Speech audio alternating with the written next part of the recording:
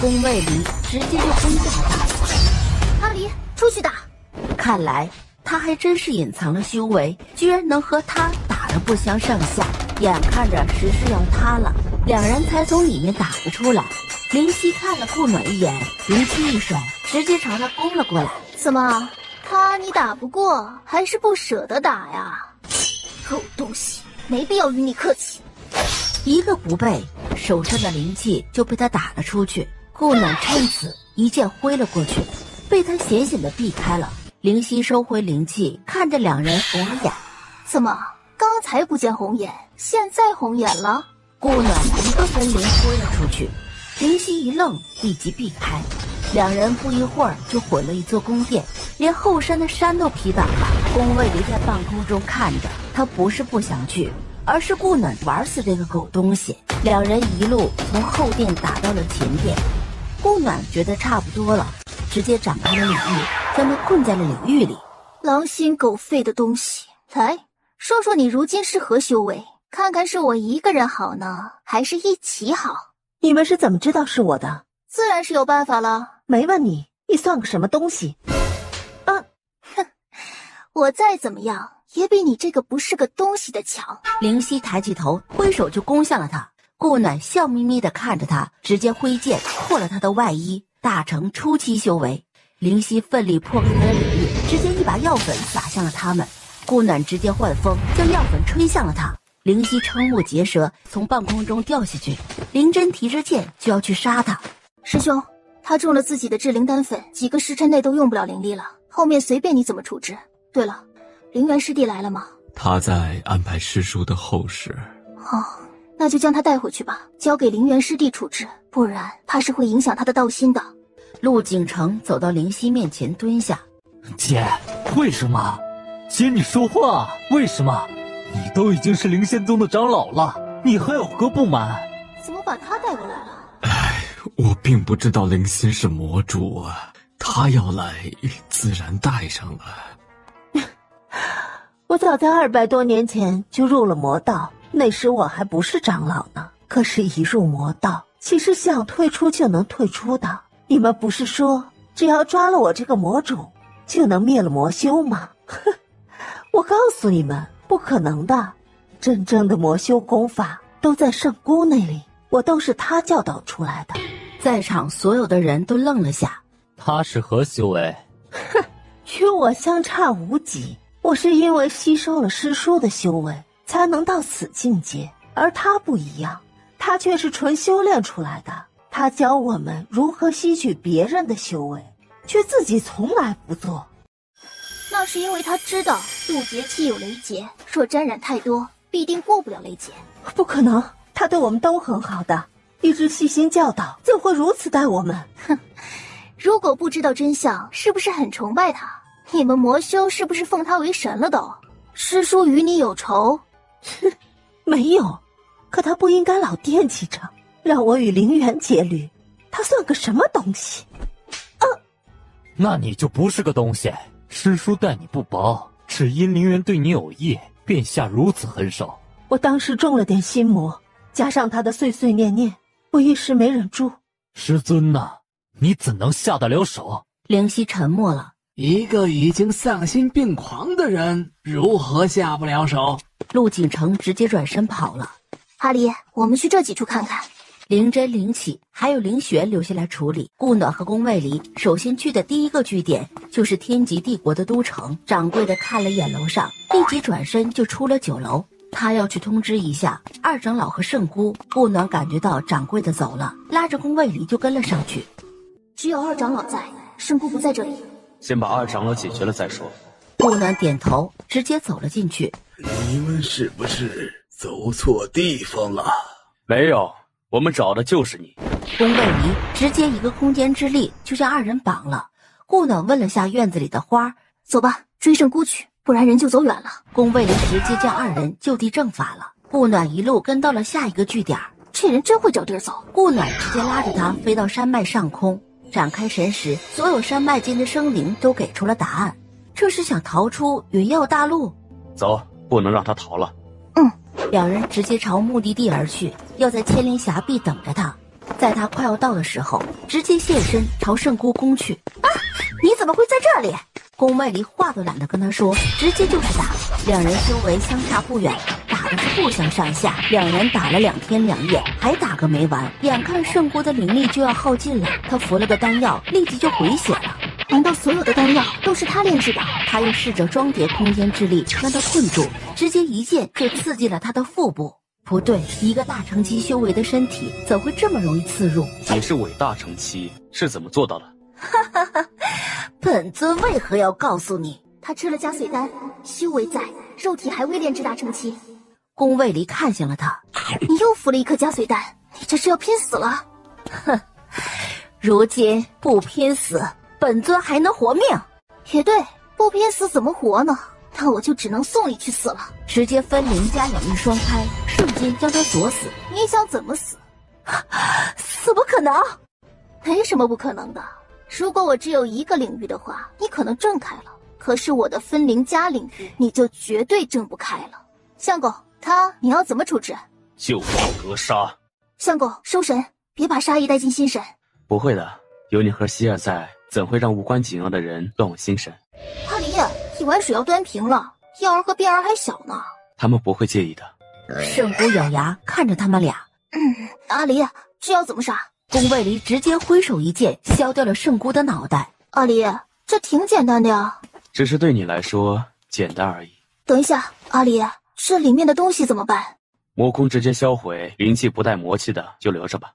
处理完，两人才重新起身回到灵仙宗。这是怎么了？灵心跑了。你们就没给他绑了？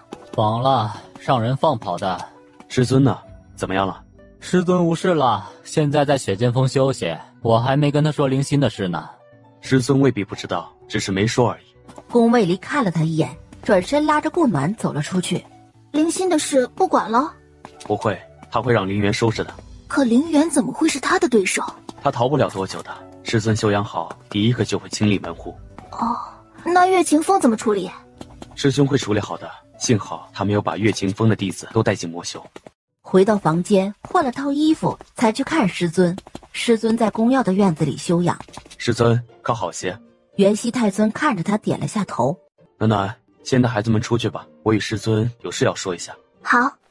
娘，爹和师祖要说什么呀？你一个孩子，好奇那么多事做什么？娘，你这就不知道了，孩子小才好奇嘛，长大了都知道了，还有什么好好奇的？哟，没想到我们家碧儿知道的还挺多的呀。既然知道了，就别问了。唉，妹妹在这里，不能说自己不知道。于是忍下了好奇。怎么样？师尊说随我们怎么处置，他不想见他。原还以为他会想清理门户，未曾想他之前是清醒着被吸取灵力的。你要去主殿与师兄他们商量下吗？晚些再去。今夜我们是兄弟们守夜。那师叔要停灵多久？需要叫耀儿出来吗？要停灵749天，让他出来吧。顾暖没有跟着去，而是去找了归墟。哟，来了，过来坐。师尊，您怎么坐在这儿看日落了？这可不像你。说的好像你很了解我一样。唉，我过2日要走了，该回去处理一些事了。啊，您修为恢复了吗？没那么快，不过也该走了。是要去仙界吗？是回去，我本就是那里的人，有些事，有些人要找了。我走时就不告诉你了，也不用你送。等元济太尊的丧事过去了，归墟就走了。无事的顾暖就准备带着3个孩子去重月宫了。听说你们去攻打了魔宫，怎么不叫上其他宗门？他们都是闭宗自保型，叫了也白叫。不过这次也算是灵仙宗的私事，叫上你们也不方便。不过魔主还是让他跑了。元济太尊怎么会陨落？还不是魔主那狗东西害的，也是鬼点子多，居然挖了暗道，把在闭关的师叔带走害了。这么狗，那我得看看重月宫有没有人在闭关中失踪了。虫儿，去把这事儿跟大长老说一下，让他安排人去看看。是。祖母，好久不见，您都没看到我呢。哎呦，我们小辫儿怎么会看不到呢？这么的可爱俊秀，来，祖母抱抱。祖母好久没抱我们辫儿了。宫变直接就跳了上去。祖母，抱一会儿就好。辫儿长大了，重了很多，不能累着祖母。没事儿，祖母抱得起。辫儿多重，祖母都抱得起。怎么就你带着孩子来？灵儿呢？灵仙宗还有许多事需要他帮着处理，等处理完了再过来。那你来是不是要继续查符箓之事？是的，怎么了？没事儿，我大概猜到是谁了。是谁？百灵娜，她一直在收买重月宫人心，现在许多人都挺向着她呢。我也知道是他，之前要不是因为有事，早就把他救出来了。现在不着急了，我们看看他还想玩什么花样。以他上件事的行为，表示他的智商还是有限的。何为智商？就是智力的意思。娘，你那儿有没有留影石？我去玩玩。那注意安全。你们都跟着祖母去玩，等我回来了，你们再来玩。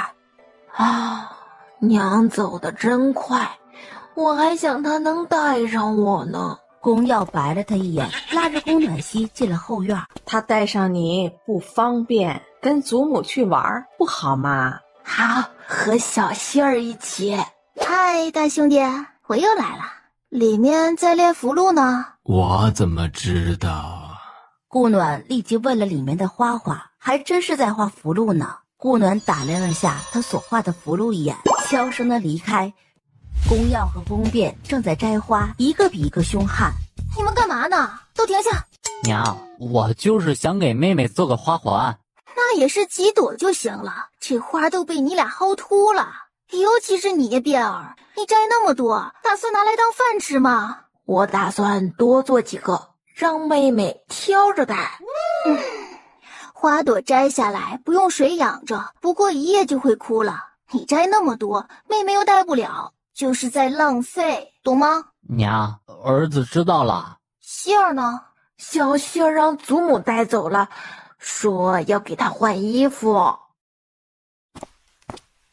对不起。没事儿，他又不是没穿衣服。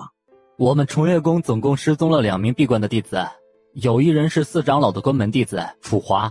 楚华也失踪了，知道是什么时候吗？楚华是上个月闭关的，具体失踪时间不知，不过应该是这几天。月琴纱让他带着宫暖曦去找宫耀。我能有今天，都是因为他，要不是他拦住自己，无忧太尊也见不到自己，自己又怎会让师尊收为弟子呢？小师妹，你知道药少在哪儿吗？你能带我去玩吗？你想去哪里玩？都可以呀，好玩就行。那我带你去一个地方，那应该还可以。于是宫暖曦就跟着千机虫跑了。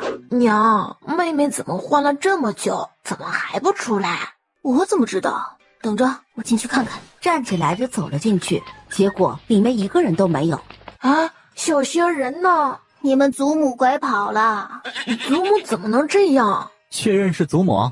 不然你觉得还有谁？走，找你们祖母要人去。顾暖率先出了月宫。你们祖母带着妹妹去执事堂干嘛？玩呀！你就知道玩，再不努力，妹妹就是别人家的了。谁敢抢我家妹子，我揍死他！妹妹就是妹妹，不许说妹子。再说了，就你这修为，都不够人家塞牙缝。娘，谁牙缝这么大？肯定是配不上妹妹的，得让爹看好了。宫耀直接越过了他们，进了执事堂。耀儿，你怎么到这儿来了？祖母，妹妹呢？不是让虫儿带去找你了吗？那就是让千机虫带走了。希儿不在里面，被千机虫带走了。展开身势，立即全网覆盖，直接往后山而去。等我呀！让他再玩会儿，他很高兴。娘，你干嘛？小希儿在那儿，没看到他笑得很开心吗？让他再玩会儿。接下来去哪儿？去了哪几个了？这个，还有这个。那我们就去离这里最近的丰城，那儿有2个。两人不过一会儿就到了丰城。他们到底把人藏哪儿去了？走，我们直接去另一个看看。这个是在城主府外的一个书肆里。顾暖展开神识看了一下，阿离，灵仙宗没发现弟子少了吗？少了3个，之前在魔宫已经找到了2个，这应该是最后一个了。2个人就将这个据点关了，把3个弟子放了出来。能自己回去吗？我们还要去找别的人，不方便带着你。可以，谢谢太尊。2人走出据点，我们先休息一下，明天再继续。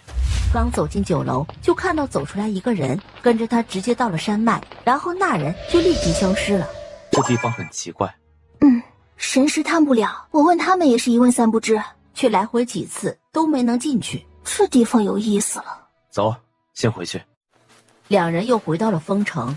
阿离，那儿是不是设了阵法，所以看不到也找不到？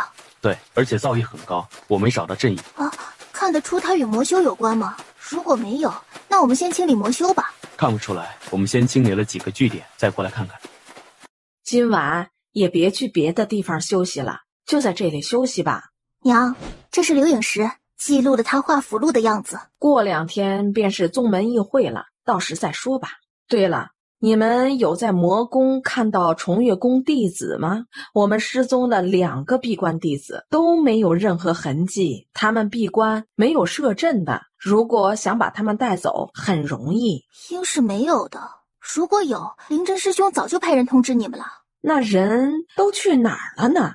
娘，我去魔修的几处据点看看，你帮着看着孩子啊。你知道在哪儿？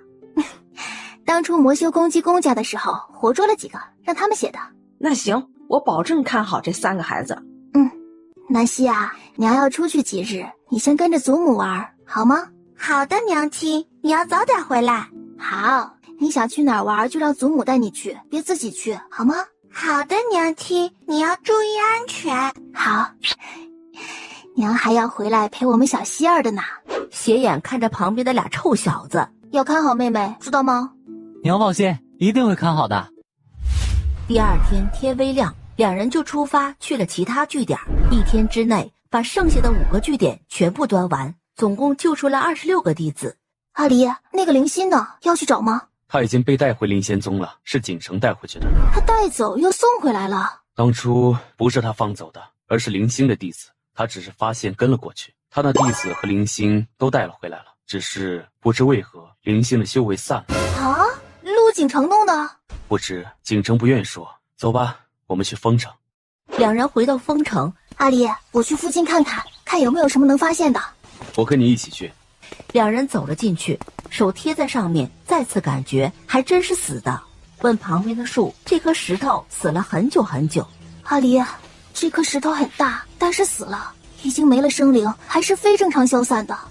你说是怎么样的非正常消散会让它发出哀嚎？许是只有凿开它，造成它的非正常消散。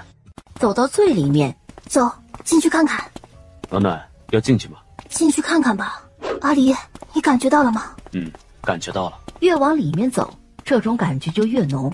慢慢的靠近，见灵兽内丹还摆在那儿，那就说明这的确没人来过。妖圣内丹，顾暖直接闭目感应了起来。暖暖，把神识收回来。顾暖却没有一点反应，立即抱起他就往黑暗中跑去。暖暖，还能听到我说话吗？都不知道走了多久，终于到了尽头，却是一面墙。顾暖又被困着醒不过来，一路顺着墙面走，走了没多远，就感觉顾暖扯了他一下。是要回到原来的地方吗？顾暖的手又动了动，宫卫里就抱着他走回原来的地方。暖暖，这岩壁后面是不是有一片空间？顾暖的手晃了一下，睁开眼。阿离，怎么样？还有哪不舒服？没有，不过阿离，里面有一种光点可以强化神识的，你要不要去试试啊？起初我被拉了进去也吓了一跳，但是后来吸收了那光点后就能出来了。宫卫里想了下，点了下头，盘腿展开神识，任神识被扯进去。不过多久也不知道3个孩子可不可以吸收，直接把3个孩子放了出来。娘，这是什么地方？怎么这么黑？娘，爹是在修炼吗？差不多。叫你们出来也是为了这事儿。娘在这里面发现可以强化神识，应该对你们都有好处，所以让你们也进去试试。来，你们盘腿坐下，展开神识时会被扯进去，不要担心，顺着进去就好。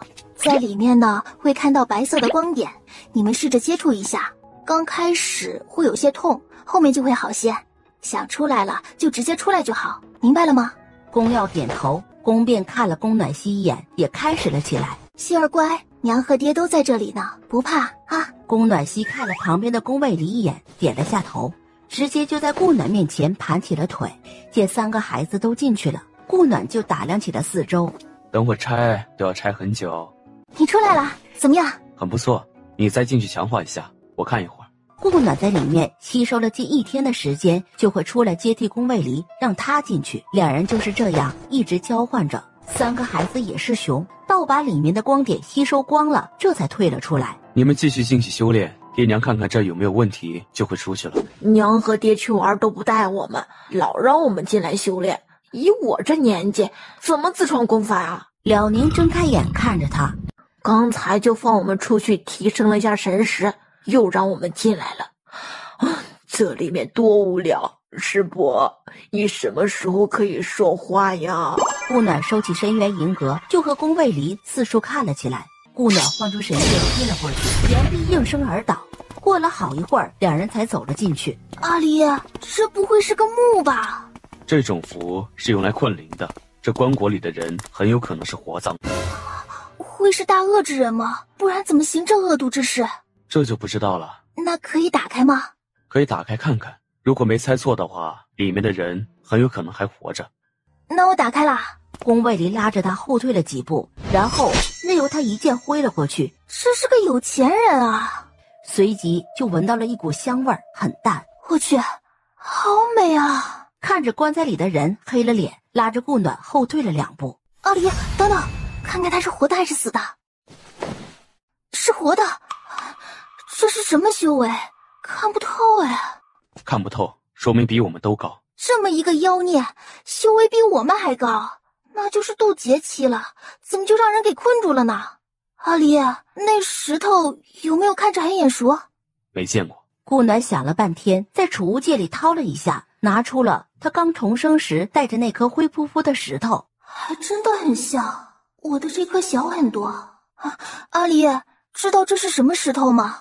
这和年轮龟守着的那石头不是有点像吗？他是什么人？为什么有这种石头？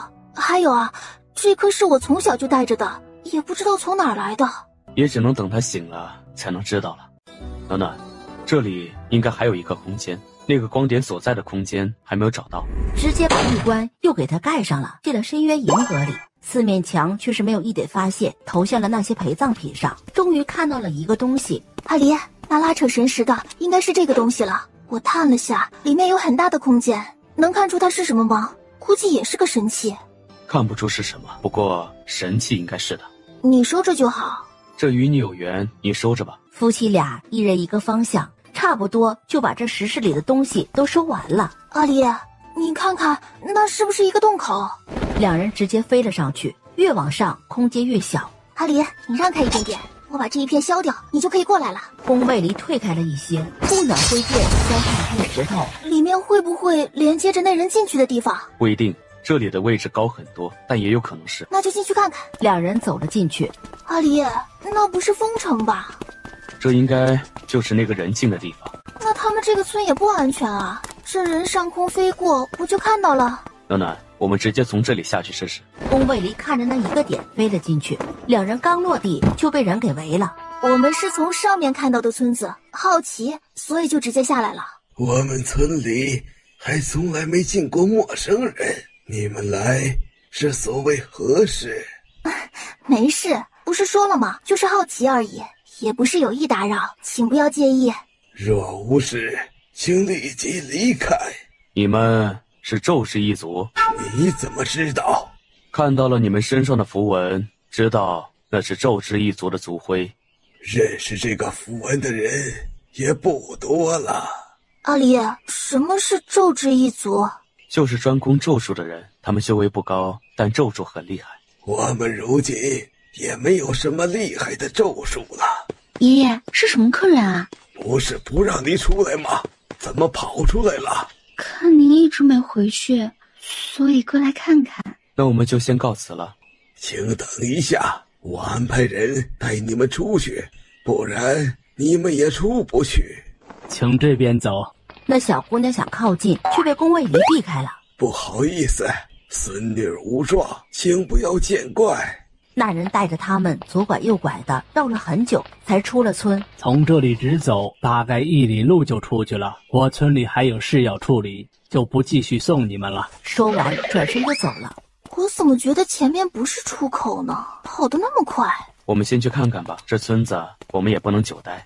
见他们进了迷阵雾林，这才反身回了村里。村长，他们都进去了。那就好，不能让他们出去，不然谁知不会招来什么祸事。爷爷，您真让他们都进了迷阵雾林，那多危险啊！不是他们危险，就是我们危险，赶紧回去。小姑娘气呼呼地走了。果然，他们没安好心。他们自然不想我们出去，不然泄露了他们藏身之所，他们岂不就危险了？那你还进来？不进来，要么全杀了他们，逼出出口，不然我们也出不去的。宫卫离看着前方的一个黑影，提高了警惕。这家伙挺大呀。慢慢的，大家伙走了过来。干嘛？直接将他提起，放在了他自己的肩上坐着。待他一坐稳，就想转身了。等一下，把他也带上啊。你这是要带我们去哪儿啊？走了大概1个时辰左右，就见到了一片洞窟，将他们放下，转身就走了。欢迎来到迷阵雾林，我们都是误闯进来的，在这里自建了一个小村落。我是这里的村长，我姓王。这黑熊是怎么回事？这个我也不知道，只要有人误进了迷阵雾林，他都会把人带过来，我也是他带过来的。既然这样，刚开始的时候他为什么不带阿离？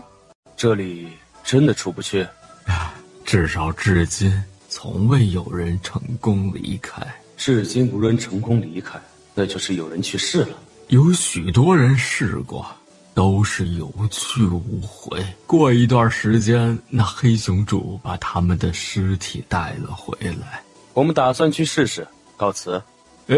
等等，要不你先去看看，他留在这里等，不然都去了，倒是有危险也不好，不是？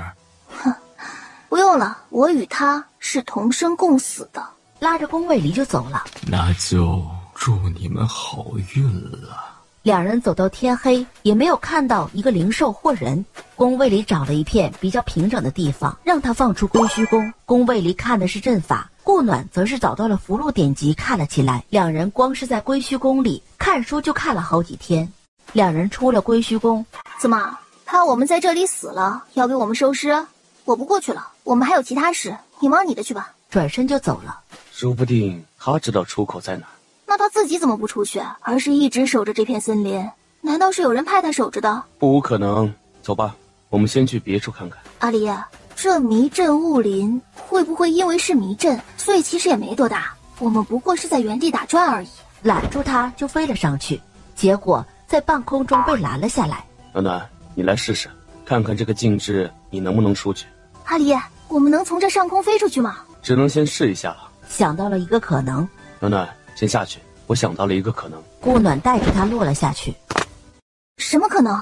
这里应该有一条天然灵脉，不然这么大的阵法不可能支撑得起来。只是这灵气稀薄又是怎么回事呢？会不会像深渊里一样，把一个地方的灵力抽到另一个地方去？我们朝灵气稍微浓郁一些的地方走，可能阵眼就在那里。我感应灵气是往这边走的，我们先往这边看看。一路回到原来的地方，就是洞窟处。怎么会在这里？阿离，往山上走的。宫卫离与顾暖来到山顶。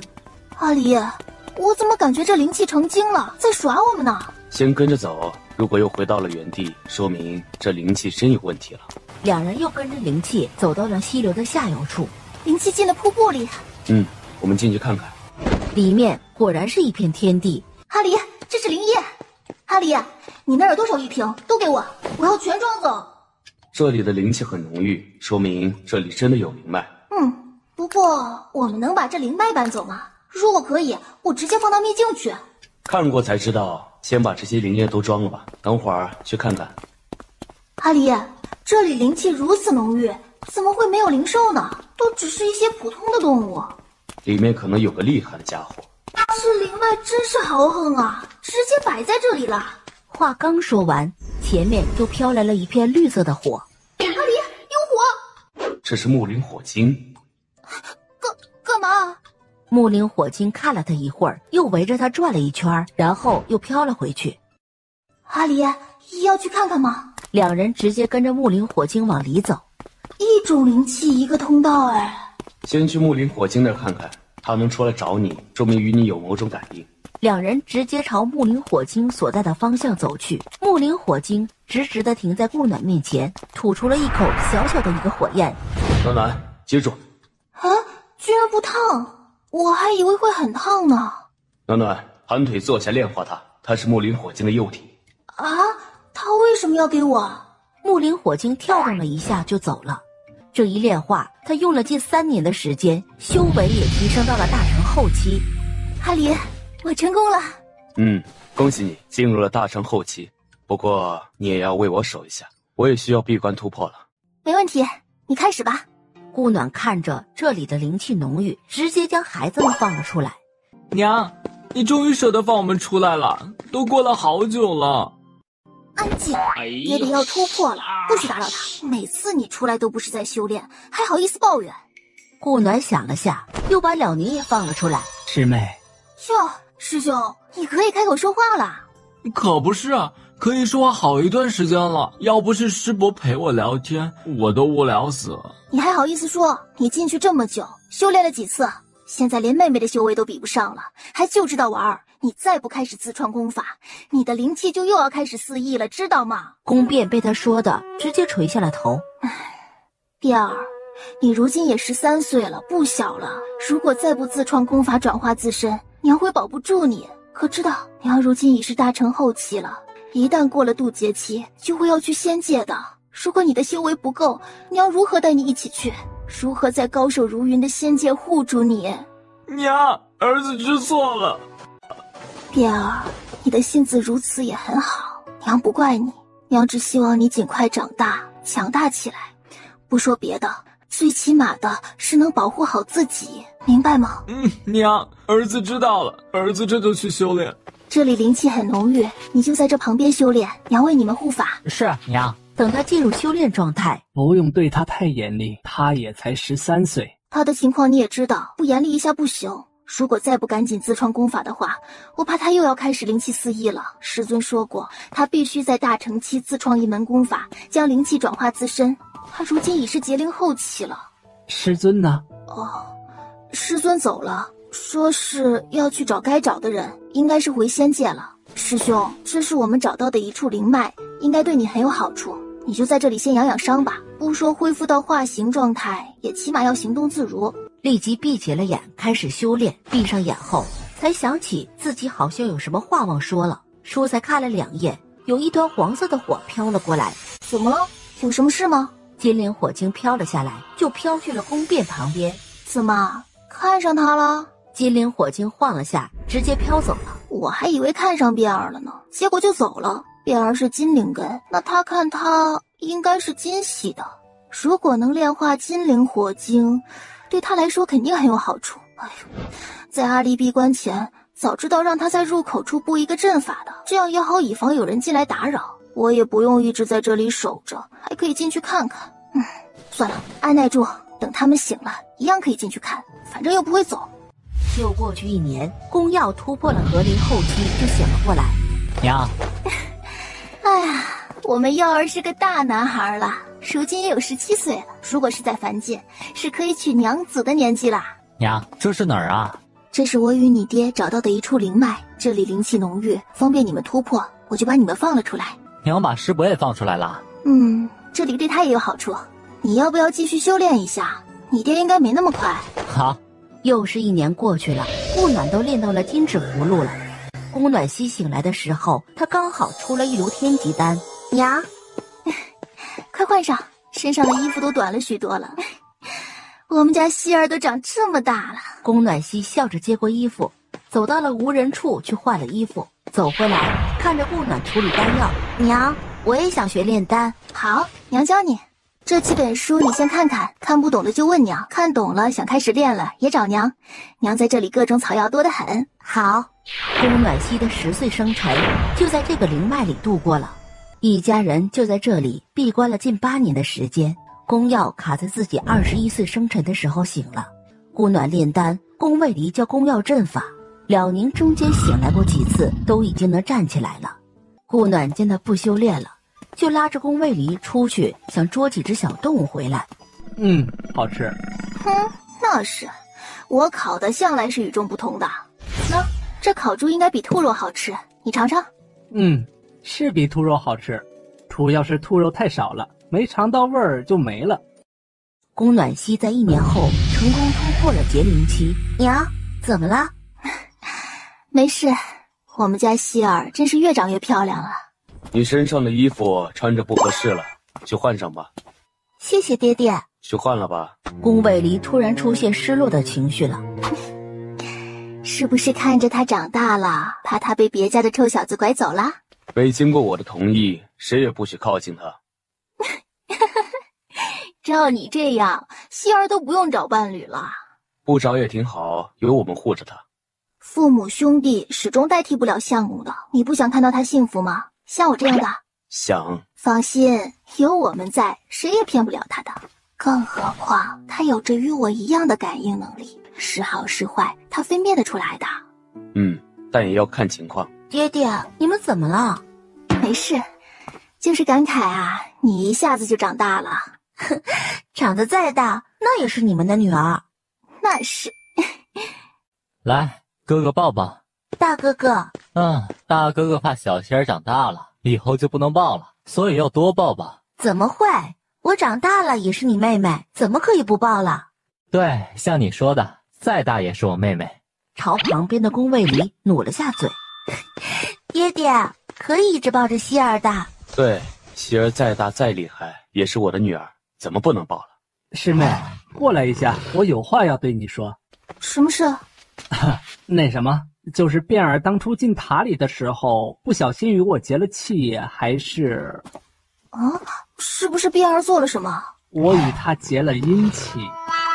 什么阴气？对，还是不能解的，除非一人生死道消。他自己不知道吧？不知道，我还没与他说。你们怎么会结了阴气了？他摸了我的脚尖，这里只有道侣才可以摸的。修仙界有2个男人接侣的吗？直接摇头。仙界有吗？两宁也摇头。得，你们开了先河了。不会只摸一下他就能解气了吧？不是，应该也是他与我有缘，不然不会成功结侣的。算了，看他自己怎么说吧。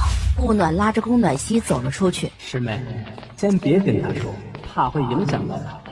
阿离，师兄说先不告诉卞儿。也好，等他入了大成期再说吧。传音告诉了宫耀，他们就去抓野猪了。不必去想，让他们自己解决吧。卞儿也长大了。希儿，你也先别说，等他过了大成期再说吧。宫暖曦点头。尝尝，你也好久没吃过娘烤的野味啦。谢谢娘亲。就夹了一筷子放进顾暖嘴里。好吃，希儿自己吃。娘这还有这么多呢。我们先进去看看，让希儿和耀儿在外面看着吧。顾暖点头，与宫暖曦说了声，就和他直接进了木灵火晶的那个洞。哇，人类的小帅哥、小美女进来了。你也是个小美精，是吧？是的呢。小精灵，我可以给你们换一个地盘吗？换什么地盘？就是换到另一个地方，那里风景很美，自成一片天地，是与世隔绝的。在那里，也许你都可以离开洞里，我会交代清楚，让他们不要伤害你们。等一下，我去找一下小伙伴问问。是出去还是在这等？出去，回到原来的地方等着。这时，所有火晶都飘了出来。我们不能离开这里，我们一离开，这一片区域会乱。会乱是指？这片迷阵是天然形成的，而能形成的这个迷阵的，就是靠的我们的这片灵脉。这迷阵里是镇压了什么东西吗？不知道，没什么印象了。不过应该是有的。那知道在哪里吗？我们进来这里什么都没有看到，除了困在迷阵里的人，就只有一头黑熊了。好像是在底下吧？是在我们脚下吗？好像是的。那如果要镇压的东西不在了，你们应该就可以离开了吧？应该吧。再问你一个问题，那外面的这些灵气被吸进来，是你们做的吗？不是，应该是迷阵的作用。阿离，你说下面会是什么让他们镇压的？师兄那是人为的，而他们却是天地自然形成的，那说明底下的东西是天道不容的东西可能是。他说这迷阵都是天然形成的，外面的灵气会被吸进来，也是因为迷阵的原因。那我们还是先别动了，万一放出个不得了的家伙，那就遭天谴了。除非是把这一整个迷阵物灵全收了，不然还真不能随意动。小木啊，不能带你走了。没关系呀，你经常来看我呀。这迷阵可以出去吗？你们知不知道出口在哪儿？不知道，我也不知道可以从哪里出去。不用经常来看你了，我们有可能是直接在这里陪你了。他们都不知道出口在哪儿，怎么办？总有办法出去的，先别着急。这里灵气浓郁，那就让孩子在这里多待一段时间，我们再去找出口。他们一家就这样在这条灵脉里住下了，就过去了3年。宫变成功的自创了一套将灵气转换自身的功法，修为也提升到了合灵中期。顾暖直接去捉了一头野猪，烤来为他庆祝。宫暖溪是越大越美了，宫变还想抱她，被宫卫一直接一脚踢飞了出去。也不看看妹妹多大了，怎么还这么随意的抱啊？怎么不能抱了？再大她也是我妹妹。不是娘，不会因为妹妹太漂亮了，怕我生了不该有的心思，所以不让我抱了吧？宫变看了眼自家老爹，那眼睛就是在说，既然知道就滚远点。眉头一挑，直接一把抱住了宫暖溪。放心，妹妹一直都是我妹妹，不会变的。不过谁要是敢觊觎我妹，我打断她的腿。你还是顾好你自己吧。我好着呢，已经成功自创了功法，将灵力转化成自身灵力，以后会进步神速的。小心我很快就追上你了。有你们在，谁敢觊觎我呀？放心吧，好了，现在还出不去，你们都好好修炼，提升修为。这里的灵脉是不能动了的，所以能蹭多少就蹭多少。娘，我才醒呢。那随你，你自己看着办吧。你也先修炼一下，我带变儿去要个金灵火晶幼体，看能不能要到。娘，什么是金灵火晶啊？你看到了就知道了，不过不许大惊小怪，知道吗？走到洞里，哇，你们俩有何事？你有没有幼体可以给这小子？他先天天灵体，容易灵气四溢，想看看金灵火晶幼体有没有用。我并没有幼体，我们5个里也就小木和小火有。宫变对金灵火晶不感兴趣，他对那一颗很大的灵石感兴趣。干嘛呢？娘，这个灵石不得了了，你有没有感觉到它都快产生生命了？顾暖听他这一说，伸手一探，这会不会是幼体？是的，我们也是这样产生的。那他出来可以给他吗？他至少还需要100多年才能出世，你们等吗？可以把这块石头送给我吗？我感觉到了，你们母子俩就是惦记着我的这个幼体来的。我们本来就是为了幼体来的，进来就问你要了。金灵火晶火焰一晃，飘到了一面墙上，直接弄出了一块比那块更大的灵石，便知道他同意了，立即将那块已经产生生灵的灵石收了起来。怎么又看上这一块了？没有，我们马上就走。走到外面，可以啊，等这个金灵火晶出世，你一样可以炼化它。顾暖问了他要不要修炼，他直接摇头。那行，你在这里帮我们护法，我们修炼一下。丢了一堆炼气的书给他，让他好好看着。宫变捧着那一堆书，欲哭无泪。顾暖入定不久后，了宁就醒了过来。师伯，你醒了，好点了吗？了宁点头。怎么不说话？不是可以说话了吗？没事。那你不说话，娘对我的期望是不是太高了？你看，他给我了一堆炼气的书，一刻也不放松啊！我还想着自己可以玩一会儿呢。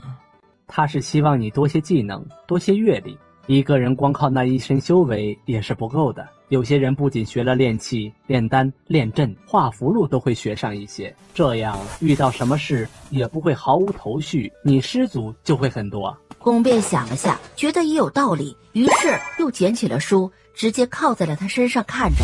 3年的时间，顾暖与宫卫离两人先后突破，进入了渡劫期。两人躲在迷阵里，直接就躲过了天劫。恭喜娘突破了！娘，你现在是渡劫期了吗？对，渡劫期了。你爹也是了，他还在稳固。娘，这渡劫期看着与其他境界也没什么不同啊。能有什么不一样？人不还是那个人？对，娘还是那个娘。顾暖见他修为才升了1阶，就知道这家伙没怎么修炼。娘，我已经是天级炼气师了。那还不错，终于有长进了。娘，这几天我是见到了二哥哥全靠六师伯看着的，如果不是六师伯看着他，估计也没那么快。那我也到了天级炼气师了，不是？对，他有义务看着。宫暖熙捂着嘴笑了下。娘，他是六师伯，那其他师伯呢？其他师伯在秘境里，以后你们会见到的。师兄，你再去修炼一下，等你爹醒来，可能就要离开了。如果我们出去的话，你是继续在塔里待着，还是在外面？塔里我还没有完全恢复。宫卫离用了10天的时间才稳固修为。恭喜啊！恭喜！见女儿远远地看着他们，张开了双臂。恭喜爹爹！谢谢希儿，爹帮你重新梳一下吧。好。小金啊，真没有办法出去吗？我是不知道，你们自己找呗。一路又走到了外面，顾暖手直接撑在灵石上，开始感应。这下面的地下穴里有一颗蛋，应该就是他们要镇压的东西。知道是什么蛋吗？不知道，只有下去看看了。把这块灵石收了，顺着它下去不就可以了？是可以，但它的体积不小，不是一下就能收得了的。想把它直接挪到秘境里，成功了。希儿，你要下去吗？要去看看。顾暖看了宫卫离一眼，揽住他就先跳了下去。爹娘，是温的。想收回手时，却发现手指一痛，就见红光一闪，就听到蛋的破壳的声音。可能他与希儿结了气了，就是不知道是什么气。希儿，你有什么感觉吗？宫暖熙摇了摇头。我去，终于知道天道为什么要镇压他了，原来是这货。暖暖，你认识？这家伙我不知道这儿应该叫什么，不过有个名字我知道，叫饕餮。怎么了？希儿啊，娘觉得你可能要努力赚钱了。他好可爱啊！希儿，你知道饕餮在10载中是什么样的吗？听说他贪于饮食，冒于祸秽，轻欲重移，不可营业，聚敛积食，不知济急，不分孤寡，不恤穷匮。他是神级4大凶手之一，又名咆哮。爹，怎么我的感觉不一样呢？我并没有觉得他哪里不好，应该不是史记那样的。饕餮已经吃完了蛋壳，看见了宫暖熙，就拿了几包糕点给他。宫暖熙直接将饕餮抱了起来，边走边喂着糕点。我给你起个名字好吗？叫什么呢？爹爹，没事的，我感觉他和我相处得很好，不会有事的。宫卫离看了饕餮一眼，还是没走开。要不就叫你饕慎好吗？波涛汹涌的涛，谨慎的慎。饕餮继续张嘴等投喂。涛与饕餮的涛同音，慎是希望你以后谨慎着点，可真别犯了史记上的事，不然有嘴也说不清了。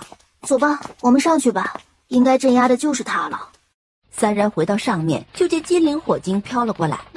你们镇压的家伙解放了，就是他。你怎么把他放出来了？意外，与希儿结了气，也不知道是什么气。看着应当是平等的契约，没什么影响，他不会伤害他的。那就好。你们去不去秘境啊？我想办法把这条灵脉都挪进去。这灵脉一消失，那这个迷阵便会没有了。如果你再想开辟天劫的话，可就没有了。你还挪吗？你的意思是我们的天劫靠这个迷阵躲了过去？是啊。阿离，我们突破渡劫期的天劫居然被迷阵给挡了。宫卫离也是一愣，他也忘了这事了。那是不是这里可以挡掉所有的天劫？是啊，天劫探测不到这里，自然就没法劈了。那我们还收不收这条灵脉啊？不带走灵脉，这迷阵就不会消。天劫不可能一时不渡，不然怕不被天道认可，还是收了吧。哦，那就收了吧。宫耀修炼突破到了炼神后期，才醒了过来。怎么了？没事，准备要出去了。就剩下宫变了，他倒是难得的努力了，等他就等了快1年的时间。修齐看着突然出现的灵脉，这师妹不得了啊，居然连灵脉都收了。哈哈，有了这条灵脉在，我们回到大圣之期指日可待了。告诉他们几个别破坏了这条灵脉，不然师妹可能会废了他们。看到飘出来的木灵火晶，千万年难遇的木灵火晶居然被师妹一起收进来了。师妹说让我们在灵脉入口处设一道阵法，只能火晶出入，还说里边有5种火晶，让我们不许伤害他们。牛啊，这运气逆天了。终于出来了，走回灵仙宗。就看到了许多人围在灵仙宗的主殿广场前。怎么，元宗主盯上了我们灵仙宗在修仙界的首宗之位了？宫卫离如他所想，直接在他身边出现了。这仨孩子这是去哪儿了？怎么都到如此修为了？这个以后再说。元宗主想要首宗很简单呀，比呀。也不用比，你们一起，只要能接本尊2招，灵仙宫让出首宗之位。误会啊，我们只是来找灵宗主讨论魔主之事而已。他们以讨论的名义说我们灵仙宗不配占着首宗之位，想要首宗很简单，把你们的太尊叫出来，与本尊一比就知道了。真是误会了，灵仙是魔主之事，灵仙宗隐而不报，这不是让人寒心吗？你们六长老是魔修之士，你报了吗？元修惊讶地看向了他。怎么，以为杀了就不会走漏消息了？要知道，这世上没有不透风的墙。这还讨个屁，自己宗门不是一样的不干净。在下告辞。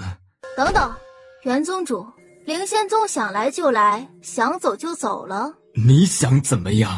也不怎么样。刚才说的那么起劲儿时，你什么感觉啊？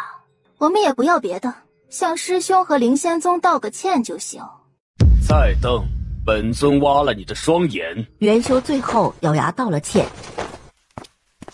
你们也进阶了？自然，也不能光孩子们突破，我们自己毫无长进啊。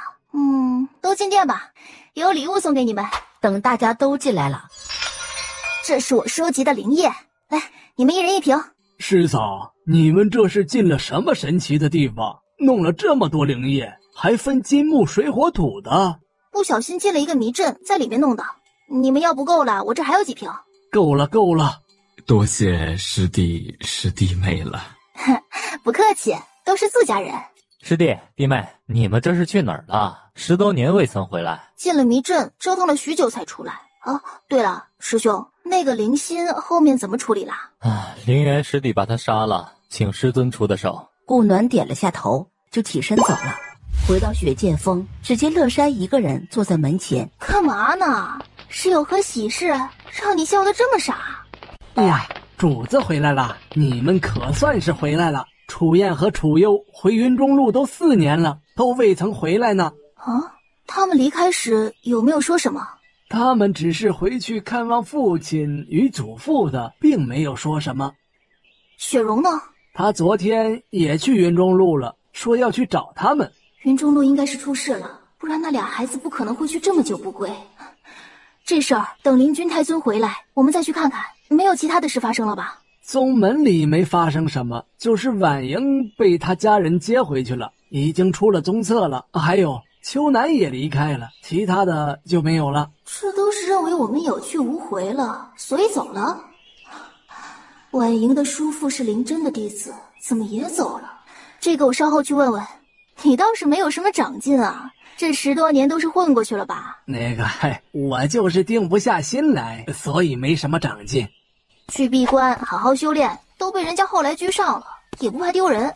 主子，这是灵液，不然你以为是什么？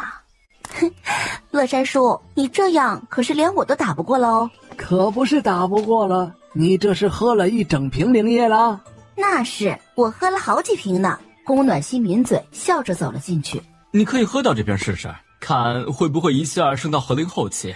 暗瞪了他一眼，捧着灵液傻笑着回了房。顾暖刚坐下，师尊，你可算回来了。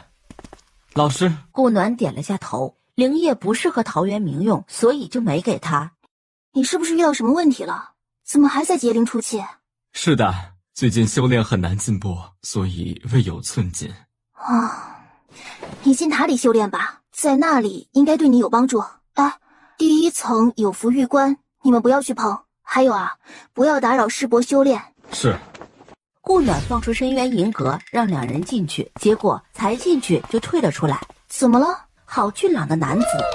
怎么了？正是原本躺在灵玉棺里的男人。哟，这就醒了呀，挺速度的。你放本尊出来的？算是吧。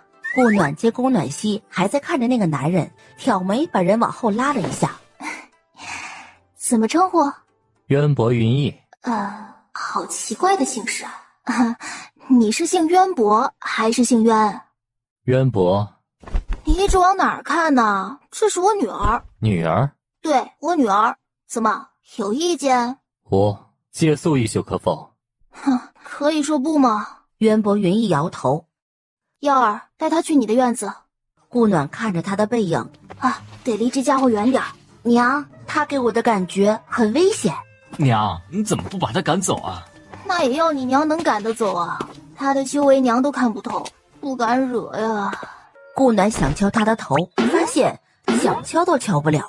现在知道实力的重要性了吧？